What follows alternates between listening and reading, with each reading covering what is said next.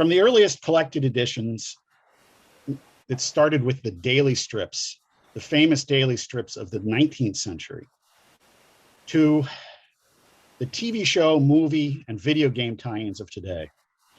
From the Disney comics of Carl Barks to Zorro by Alex Toth, to the Micronauts by Michael Golden and Bill Mantlo, licensed comics have been a vital part of comics.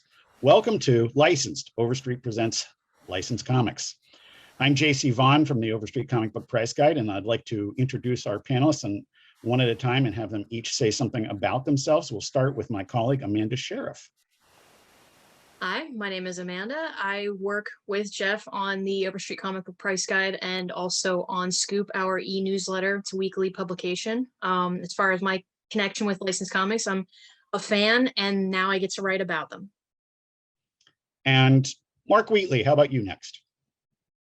Well, I'm a freelance creator. I've written, drawn, inked, edited, published, you name it. I've worked from both sides of licensing. I've licensed materials. I've worked on licensed comics. I have licensed material.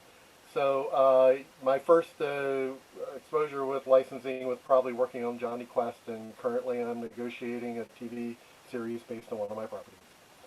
Excellent. Ed Cato.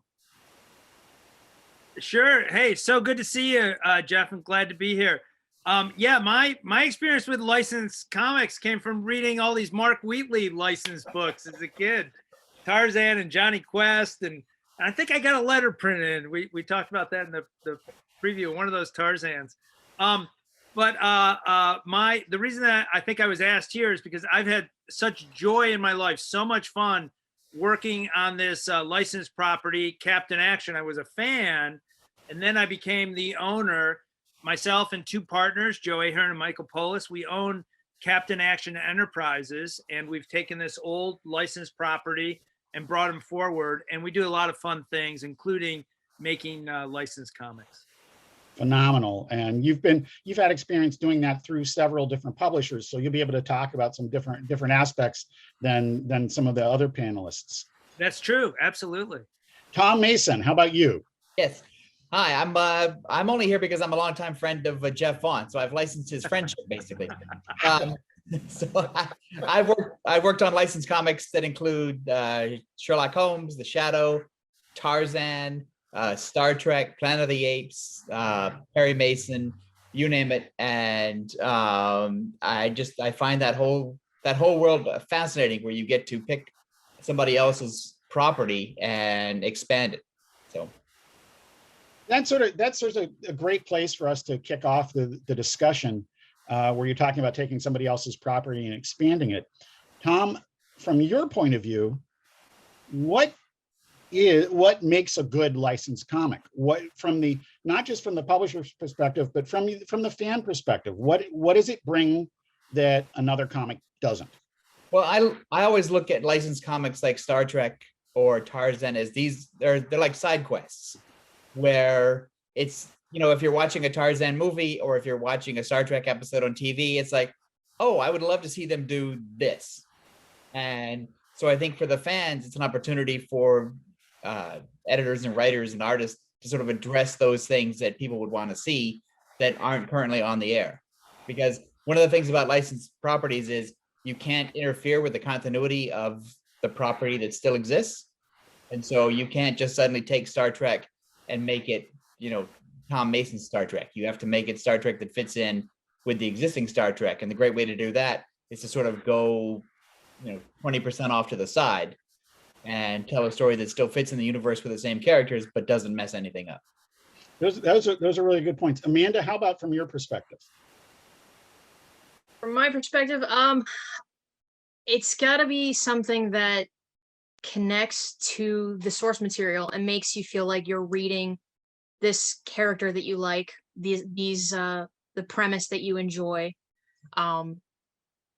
You don't want to pick up a licensed comic from a TV show you love, using Star Trek for an example, and Picard is acting no way like he would, unless you have established ahead of time that we're doing a what if storyline where Picard is this way. It's got to be something that makes you feel like you are, like Tom said, that side mission storyline where it could happen on the show, or it could happen in the movie series or the book series. That's good. Mr. Wheatley, how about you? What are your thoughts on this? Well, I think Tom makes a really good point. And because when I was a kid, I know that when I'd watch a show that I'd get so totally invested in, with blinders on. And I'd want to know what was going on in these people's lives between adventures, right? I mean, the adventures were all the important ones when you'd see the episodes like on TV, but when you got the comic book, you often were looking for what happened in the moments that weren't so big. And that's kind of the approach we took with Johnny Quest, and I was really, very, very happy to be working that way on that. Sure. I also was Johnny Quest something you were close to as a kid? Absolutely. Oh, I lobbied for a long time. Once I heard that Kamiko was getting that license, every time I saw the guys from Kamiko, and it was a lot because we were living pretty close, I'd say, hey, I love Johnny Quest, and we've got the ability to work on this. If you need anybody, every single time. And so one day they were like, hey, would you guys be interested in working on Johnny Quest? Oh, well, it's interesting you'd ask. That's the other great thing too. And I'm sorry, Mark, if I cut you off, but the thing about Johnny Quest that Mark did is there are only like 20 or so episodes of Johnny Quest. Right. So it's really the only way you're going to get more Johnny Quest. Like right. there's 5,000 episodes of Star Trek, including the books and the comics and the movies and everything else. But you really only have the 20 episodes of Johnny Quest. So if you're a real huge Johnny Quest fan, that was where you got more. And we didn't want to reinvent it. We wanted it to be Johnny Quest. So we were working from the original character designs. I actually consulted with Doug Wadley on the drawing and painting styles that he used. I mean, we really wanted to make it as convincingly real as possible. Plus, it was a real trip as a creator to feel like I was somehow involved in that world. Yeah. And I remember as a fanboy too, Mark, like, I think there was a story with Johnny Quest's mother who was never spoken about in the cartoon series. So when you talk about those little snippets, like before the big adventures, that was great to read. Like, oh, here's the story of what happened that they never got around to in the television series. Right. And there was one, and I apologize, Mark, if this was not yours, but there was the Jezebel Jade series that came out of the Johnny Quest series. Yeah. And she was like, not mine. Okay, I'll shut up then. But they were good. They were good. It was early Adam and Andy Kubert. Yes, it was. Yes. And she was like a really minor character in like just one episode of Johnny Quest. And now here she is, she's got her whole series or whatever. So you find when you're doing a licensed comic, you find all these little small spots where it's like, oh, I can build a story out of this, or who is that person and what's their backstory? And I think the other thing that was really cool is that you could take something like Captain Action, which is a toy, and give it a story and make him come to life. And as a kid, and the reason I mention this is because I liked Captain Action when I was a kid, he was just a doll, or action figure, until the comic book came out. And then it meant something. There were emotions, there were connections, there was a backstory. So. Yeah, absolutely. So that maybe you're teeing me up, Mark. Thank you. But yeah, so I was very involved with this action figure who wasn't a doll, an action figure from the 60s. and the licensed comic gave us the opportunity to expand on the story. So you'd buy the figure and you'd play with it and come up with your own notion. And this was our chance to come up with some official canon. And then, of course, another nice thing about licensed comics is you're able to drag in all the folks that you want to, right? So in some ways, get the band back together, and in other ways, get a new band. So we'd bring in, all these top-notch creators like Mark to contribute to this new mythology that we're doing, and that was so much fun. I wanted to say that one thing we kind of touched on is, I think licensed comics too, like the notion of keeping the party going is a big deal. Oh yeah. There were 5 seasons of this or 4 seasons of that, and I have the perfect example for Father's Day, which was we're in July now, so that was way back in June. For Father's Day, I got my dad an issue of Dell Maverick. He loved Maverick TV show with James Gardner. And it was this great issue, and it's got like a photo cover and Dan Spiegel artwork on the interiors. Let me ask you a question Yeah, about that one. Sure. This is going to be like maybe this is maybe my weird question for the panel. So let's focus on this. Is he wearing brown pants on that cover? Well, geez, I don't know. I think there is a story where he has a yellow jacket, which I think was There's odd. But there's one of the things when I used to give the tours at Diamond International Gallery, and we had the one where he's got those brown slacks on. yeah. When we would round the corner, I would point out and call out to the pantsless Maverick cover because everybody who saw it thought that at first. Oh, yeah. No, I didn't get. Maybe I'll get him that next Father's Day. Yeah, there you go. Something to hunt down. He'll be like, "What are you trying to tell me, son?" Maybe Yeah, that was the COVID issue because nobody was wearing pants during COVID. yeah, right. Thank you. I just Thank you. can I be next to you when you ask the retailer if they have a copy of Maverick? I would like to record that. We'll hunt it down next time San Diego happens. We'll hunt it down on that exhibition floor. My personal interaction with licensed comics, started with the odd Gold Key Star Trek issue, but then went to really got serious about it with Star Wars, and sort of went from there, and Micronauts and many other things, and then backwards into the Alex Toth Zorro, which I think is some of the greatest licensed comics ever. Okay, next question is going to be, we'll start with Tom for this one. What was the first licensed book you were involved with, and how did it come about? The first one. I'm going to get this wrong, so somebody's going to watch this and go, "That's not it." But I want to say it's Planet of the Apes. That was the first. It was certainly the biggest one that I was involved in, and the one that had the most moving pieces. Mm-hmm. And it's the one that had the weirdest chain of command. In order How so? Well, because the way it usually worked is that Scott Rosenberg would get on the phone with somebody, and he would talk to 1,000 people, and somebody would say, "I hear the Planet of the Apes license is available." And then he would yell out, "Hey, do we want the Planet of the Apes license?" And then we'd all, because we're all nerds and geeks and stuff, we'd all go, "Well, yeah, stupid. Why would you ask a dumb question like that?"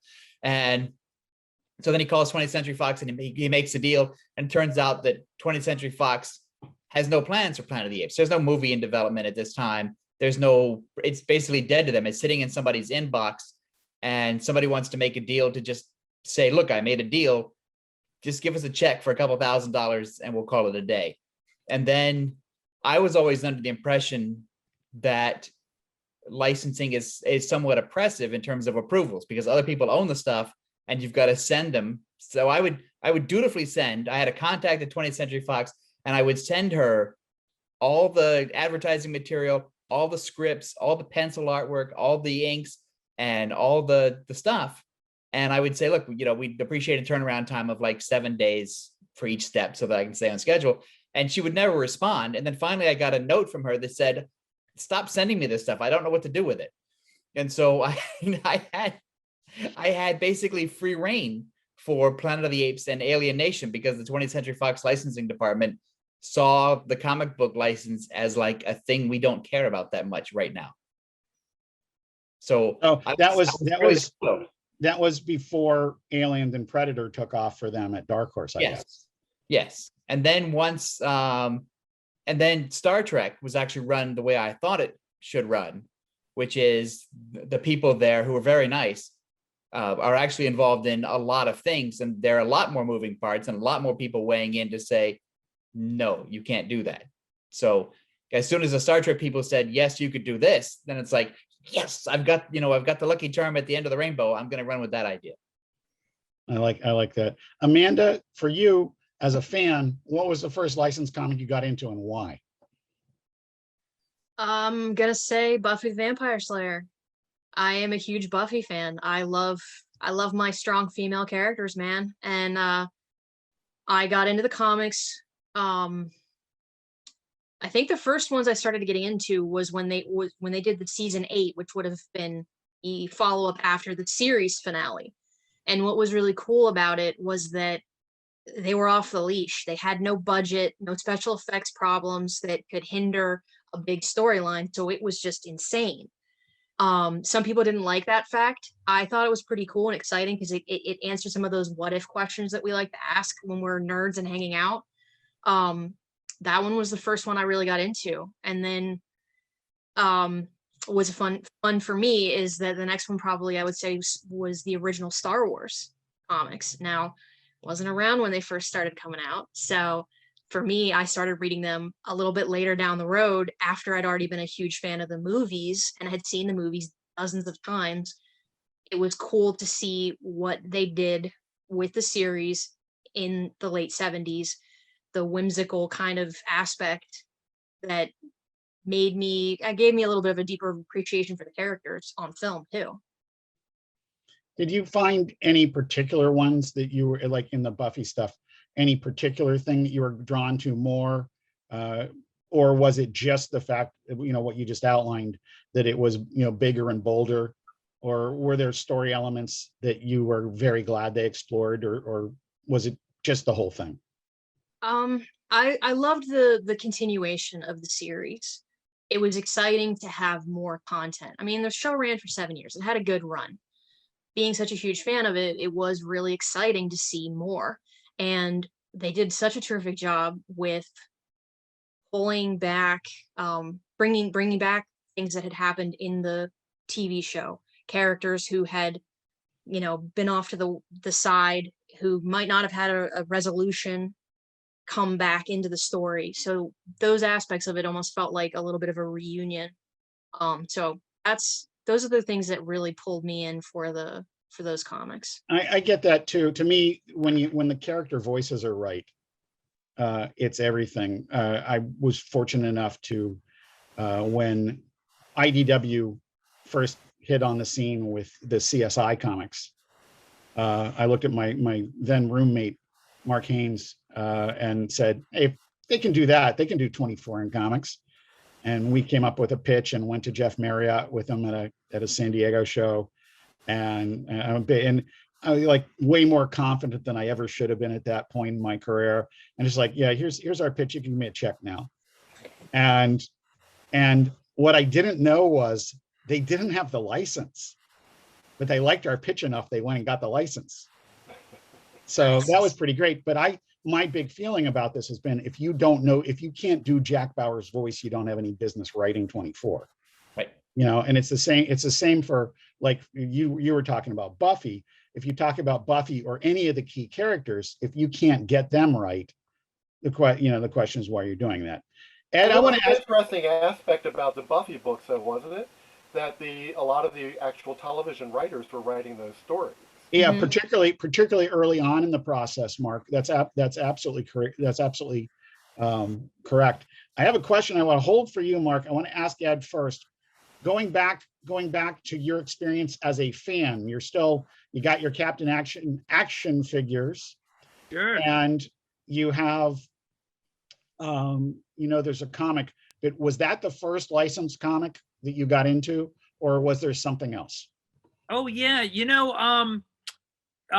before I answer that, Amanda, I've got to say that the Star Wars license was kind of funky, and there's this crazy story I remember where I was reading the Marvel book, and in those days they weren't as quite aligned. So the Marvel comic came out before the movie debuted. Yeah, first 2 issues. Yeah. Yep. Yeah. And so I go to the theater, and I had a great friend, Jamie Sarnicola, who I wasn't going to see the movie with, but he went to go see like the 7 o'clock, and I went to see the 9 o'clock. And he said, "Oh, Kato, you're gonna love this. Like, this is amazing." I said, "Oh yeah, I know all about it, like Tatooine and R2-D2."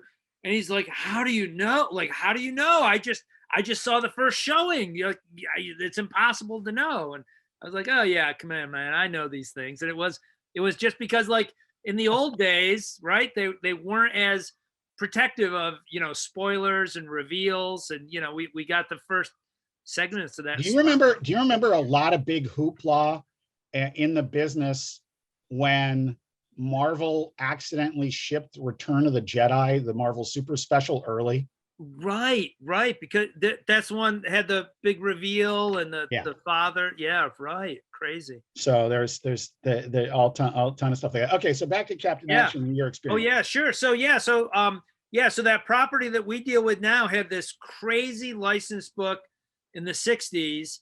A fellow named Jim Shooter, he was very young at the time, was writing it. Wally Wood and Gil Kane and some other folks were involved with the artwork. It's a beautiful, odd book. P.S. little plug. We're finally going to be reprinting that through your friends at IDW. Look for it in 22. But that wasn't my Is first. that actually finally on the schedule now? It is on the schedule. Yep, it is on the schedule. Huzzah! Yeah, right. Yeah, it only took us years, but yeah, no, we're awfully excited. They're doing a great job with it. But no, I remember like the stuff that as a young reader I'd be really into. Like in my mind, it was like real comics, like DC or Marvel superheroes were real comics. But then I'd like to read like Tarzan's, and that was licensed property. I remember there was this Filmation version of the Hardy Boys. There were 4 issues in gold key, right? And look, I had an issue of that, and I really liked it. And that like oddball thing you'd see on TV as a child, and then you'd be able to compare and contrast. The Star Trek book was always wonky, Tom, right? Like that. Oh, They'd be Spock and say like, blazing suns, fire your lasers at them, and you're like, that's not the way those. They didn't have that voice down. It was crazy because it's everything that Amanda said that Buffy is. The Star Trek comic then was not. So the Gold Key comic was like, they trick you because they put a photo on the cover that looks like, oh, this is from the show, and then you open it up inside and nobody's on model, nobody's talking the right way. No, the ships look a little different, and the world. They had rocket blasts coming out the back of the nacelle. and Uhura was white.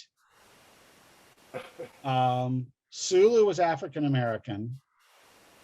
Yeah, and I'm trying to remember the others. And they started drawing it before they'd seen it. Yeah. I think that's an industry hazard. When we did the adaptation of Terry Gilliam's Baron Munchausen, we did the whole first issue without any reference and having not seen the movie. So, in fact, I didn't even have a script, and I had to infer it from the storyboards we had gotten. And Terry Gilliam's only complaint is that I had switched dialogue between 2 characters in one scene, and I said, well, I made it all up based on the type of stuff you've done before. The same thing happened when I was working on the Star Trek Deep Space Nine book. There was this competition between Paramount for Deep Space Nine and whatever studio was doing Babylon 5, and they were trying not to release any information because they didn't want 2 space station shows to steal from each other. And so I couldn't get any reference material. And Paramount would just say, no, we're not approving anything yet. We can't release yet. And it's like, look, we have the license. The clock is ticking. I've got 2 years to get a number of books out to make the license, profitable. Please send me some stuff. And they couldn't do it. They couldn't do it. And there was a show, QVC had a Star Trek hour, and they were selling sets of blueprints from Deep Space Nine that I couldn't get from Paramount. And so I'm like, so I got my credit card and I called up and I said, I want 2 sets of blueprints right now. Send them from QVC and hurry and rush them. And so I got them. They arrived in the mail, and I sent them I made copies, and which I'm not supposed to do, and I sent them to the artist, and I sent them to the writer, and I said, look, here's the outline of the space station. Here's how everything works, and start drawing, start writing. And like 2 weeks later, Paramount finally decided that they could send me a few photos from the set, but it was like pulling teeth to get those first couple issues out. Who's your artist on that at first? Mike Barr was writing, and Gordon Purcell was. I worked with Gordon on Stargate, and it was really actually pretty joyous. He's great at licensed stuff. Here's the funny thing, and I this will probably get me in trouble. Is that Paramount said, we're giving you the license, in exchange for money, so not really a gift. We're giving you the license, instead of DC, and we really want to see some new people on it, and bring some new life to it, bring some new energy. Not that the other people are bad, but just bring us some new people. And then New creative people. Right, new creative people. And I said, okay, I know a lot of people who would love to draw Star Trek. They've been calling me for like the last month and a half. Everybody wants to do samples or whatever. And then before the conversation is finished, they go, but we really like that Gordon Purcell. It's like, okay. So I call up Gordon Purcell, and Gordon's like, man, I just drew like 500 issues of Star Trek for DC. I'd really like to do something else. And I said, I understand that from a creative standpoint. I understand that you want to do something else, but Paramount asked for you. And that was all it took. It's like, well, okay, if they're going to ask. That's pretty great. Mark, let's go back. You were talking about Baron Munchausen. But as a fan, what was your first licensed comic? I was trying to think about that. And honestly, I know this is going to sound like we're patting each other on the back, but my first licensed comic was this. Oh, look at that. Wow. Holy cow, that's a beautiful comic. Yeah, and so then, that's Captain Action. I just really loved this book. And, I didn't know really that much about the history behind Wally Wood. I knew I really loved Gil Kane. Gil Kane was a big favorite of mine going back to his work on Green Lantern.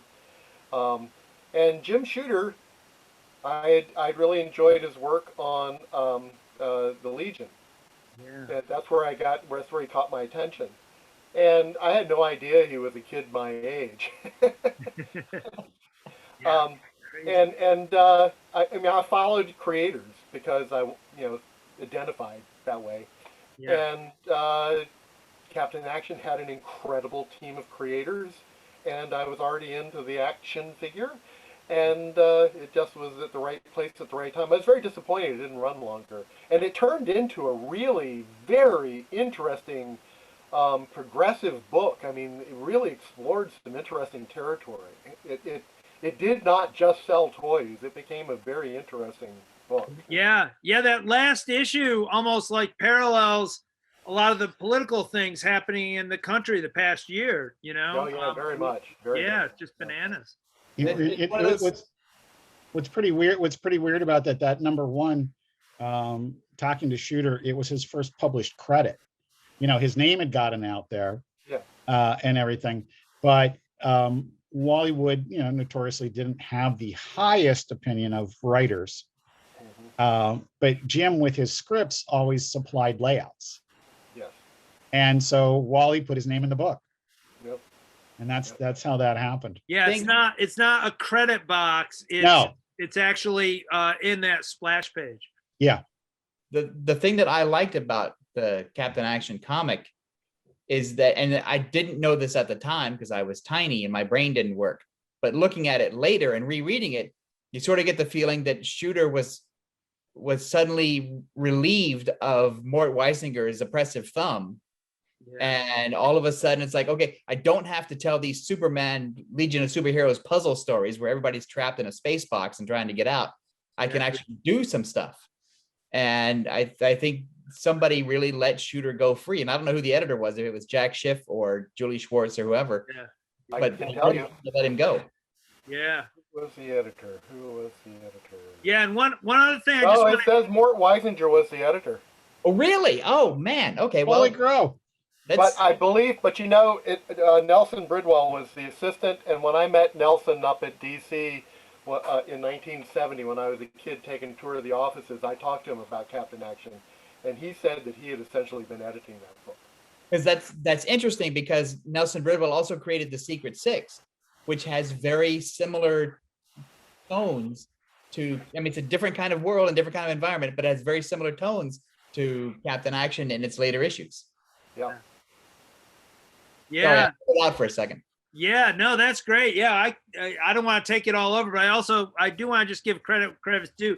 That little yellow book that you held up, Mark, of course, was the licensed comic that was put in the toy, and that was drawn by Chick Stone. You see him doing a lot of ads at the Okay. time, and it's a marvelous, crazy book that also has all these different licensed characters. So Captain X was co-licensed all in one comic. So Superman's there, the Phantom, Batman, Lone Ranger. It's a crazy mishmash that you could never do. It was the first crossover long before Superman and Spider-Man got together. And Yeah. and it's the only Steve Canyon crossover comic book. Yeah, yeah. We That's need great. more of All those. right. All right. I want to ask each of you, and Amanda, since your work isn't in directly producing a comic, this could be for you an interaction with a creator that contributed to these things, or your interaction with somebody as a fan. But Mark, since we've been talking about some of your stuff, we'll start with you. What's your weirdest experience working on a licensed book? Well, I don't know if I've told this story before or not.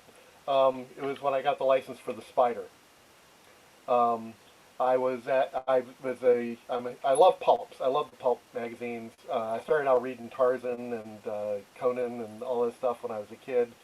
And as an adult, I started collecting pulps, and I discovered the Spider. And he became instantly a big favorite for me because when you read The Shadow or Doc Savage, they were kind of mamby-pamby when you actually read the stories. The covers promised a lot, but the stories were very responsible and conservative. But the Spider was insane, over the top, and far beyond anything promised on the most lurid cover that ever appeared on the pulp. So it's quite entertaining stuff, and it's all breakneck, on the edge of your seat storytelling.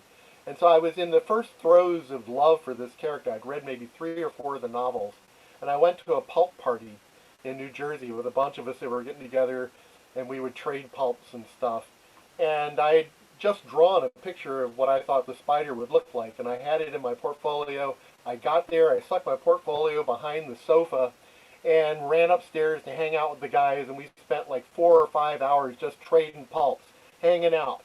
And finally we were getting hungry, and we all wandered downstairs, and there was this guy I didn't know had found my portfolio, was pulling all the art out, and was looking through it.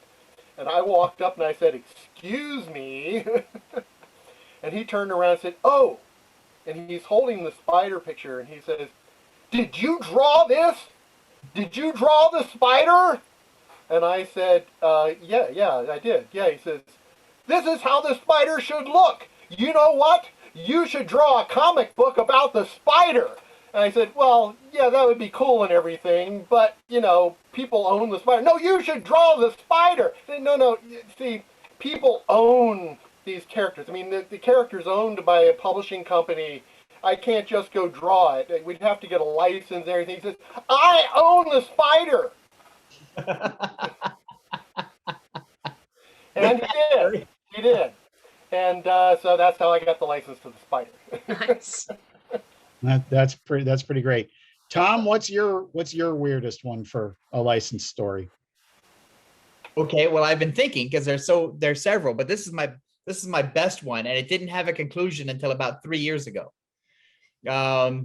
We had gotten a property called Scarlet and Gaslight by Martin Powell and Seppo Makinen as a 4-issue miniseries, and it had already been done by another company, and it came to us, and we thought everything was squared away because it was already done. And so we advertised it, and we were going to ship it out, and we got a letter from a guy named John Lellenberg, who claimed to represent the estate of Dame Jean Conan Doyle, who I believe was Sir Arthur Conan Doyle's daughter or granddaughter. I'm sure I'm going to get that wrong, but one of them. Granddaughter. I think it's granddaughter, right? And he's like, "Dudes, no, we own everything. It's not public domain. You can't do it." And we're like, "Well, crap! It's one of our best-selling books. There's a lot of money here, but there's not a lot of money to pay like movie money rights for the license. So we either have to talk to the guy and find out what it is." And so in order to avoid letters going back and forth, because in those days there's no email, we just called the guy up. It said, "Okay, what's up?" And it turns out that he doesn't really want thousands of dollars because the comic book money is no big deal. What he just wants is for us to admit that we're doing this with the approval of Dame Jean Conan Doyle, give him $100 so that when he goes to fight the big movie studios, he has a track record and a pattern of payment that is consistent and also representative of who is publishing the property. So he's making the steps to aggressively protect his trademark. yes, And it doesn't matter if he licenses for $1, he's still protecting.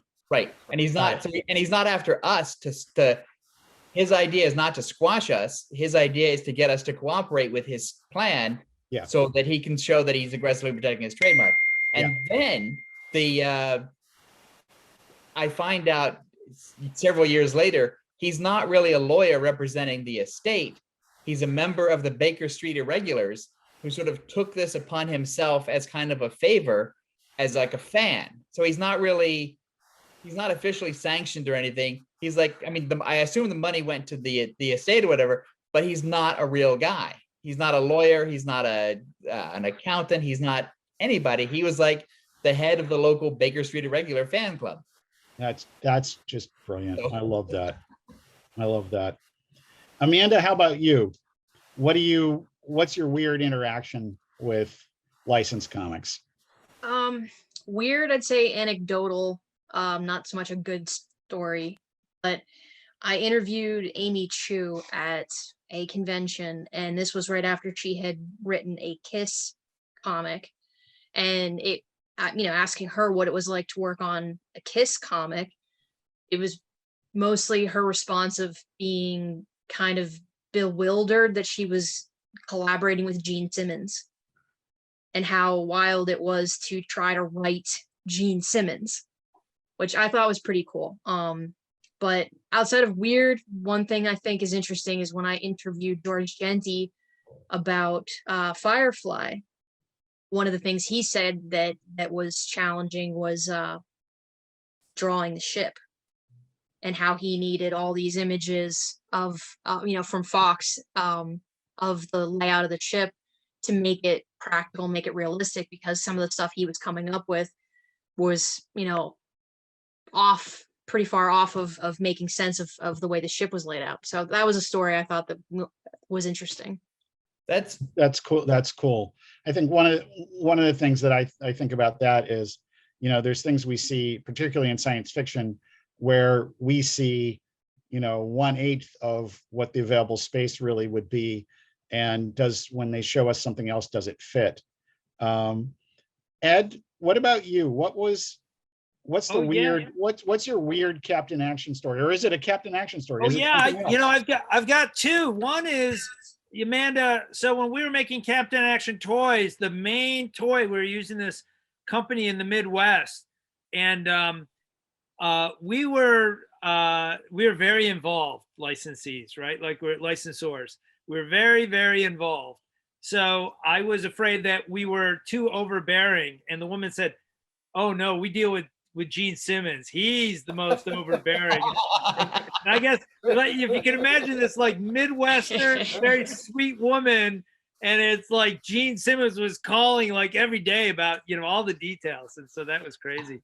But then we licensed Marvel Comics when I was at Nabisco. Did this great project, and there was a great fellow there, Joel Ehrlich. He later on went on to work for DC. And he brings along like one of his helpers, and he says, where's the men's room? We just drove in from New York. Oh, sure, it's around the corner. And of course, the guy goes, changes into his Spider-Man outfit, and comes out like Spider-Man, and he jumps on this conference table. We're presenting to the higher ups, as Spider-Man, doing all the Spider-Man things, Ditko character come alive. And it was great to sell it, but it wasn't what they were used to, all the suits at Nabisco. And that sounds great. My weirdest thing actually didn't happen in the comic. It was another thing. Because of the 24 comic, I got recruited to write the season 4 trading cards. And what happened there, I don't quite no, but I got this call that said, we can't use any images that show Kiefer holding a gun. And my reaction was, have they seen the show? It's like his third hand. Yeah, and so I finally said, guys, this isn't that big a gig. I don't think I can afford to rewrite this. So I think I should just step down and let you guys do something else. And the guy goes, no, I'll call them back. And so he calls back and says, okay, we came up with a compromise. He just can't be pointing the gun at anybody directly. And I said, I can work with that. So I found every possible still of Kiefer pointing a gun and wrote it in whether it fit or not. And so if you have the season 4 expansion set, now you know the story. All right, so we're coming up against our time deadline. So I do want to get everybody a chance to say what they're working on right now. And Tom, why don't we start with you? What do you got coming up? I haven't started yet because it's not urgent. I have a new book in the Captain Awesome series for Simon and Schuster that I have to start. It's the 24th, I think. And I'm working on my Kickstarter project that I hope to have pieced together by the fall. And I'm making travel plans to go to New York City Comic Con in October. So very, very good. And people can find you on Facebook, right? Anything else? Oh, I'm on Facebook like I'm still in high school. Okay. And I have 2 TV shows that are in development, but it's the COVID era, and money for some stuff is easy to get, and money for other stuff like my stuff is apparently harder to come by. So that sounds about right. Mr. Wheatley, how about you? I am currently illustrating the 2nd volume of the History of Science Fiction Fandom. I'm illustrating a series of Robert E. Howard books for the Robert E. Howard Foundation. I lose track some of the things I'm working on right now. I've got so many stacked over the airport. And I'm currently negotiating a television series. And the reason I'm mentioning that is because something unusual happened in negotiations today. The lawyer said we got to carve out your NFT rights. yes. And I was like, I hadn't thought of that, but thanks. It's always shifting. There's always some new wrinkle, So anyway. That's good. Amanda, how about you? I sort of know, but you can tell everybody else what you're working on. I'm working on Scoop, Gemstone Publishing's e-newsletter. We cover comics, we cover collecting, we cover conventions, all the fun nerd culture from science fiction and superheroes and horror and the whole amalgamation of all of that good stuff. The website scoop.previewsworld.com. In addition to that, working on the Overstreet comic book price guide. Anything I can do to move that one along. And you're about to be working on a ton of stuff from the Overstreet comic book price guide to Lost Universes, our new book that comes out this November. I just haven't bombed you with all that material yet. Sweet. Yes, thank you. And Ed, how about you, man? Oh, got so much going on. It's a busy summer. I've got 3 articles in Back Issue Magazine coming out. Also, in terms of licensing, I contributed to this amazing Batman 66 anthology, and there were some licensing issues with it. It was all just freed up, so it looks like it's going to go forward and be printed. Contribute an essay and some artwork. I just did some artwork for a craft brewery, so I'm so excited for this. It's like the most fun thing, right, Mark? Is that your art, the stuff that you're doing? Yeah, absolutely. Awesome. Yeah. Nice. It's such a very comic-y, right? It kind of counts. Yeah. And then I'm very involved with consulting and then teaching. I teach at Ithaca College, and we're planning the next Ithaca Comic-Con, which we call Ithacon. I do this crazy thing where we have students involved with the planning and strategy, and it's a great thing. So that'll be held live next April. So excited for April 22. That's fantastic. And thank you all for being on the panel. I'll just wrap up saying that what I've got coming up is a week after Comic-Con at Home. We'll see the debut of the Overstreet comic book price guide number 51. We enter our 6th decade with that book. We have the Overstreet comic book price guide to Lost Universes coming up in November. And personally, my first novel, Second Wednesday, it's a mystery novel, just came out. And Great book. thank you, Mark. I've had some very nice reviews. I'm also working on the next Vampire PA miniseries, which is called Al Capone Vampire. And first issue is nearing completion, and we'll announce that when we're a little closer to having the second one done. So thank you all, everybody, for tuning in and being a part of this one. We look forward to being able to do this live and in person as we've done, and we look forward to continuing it in the very near future. Be well.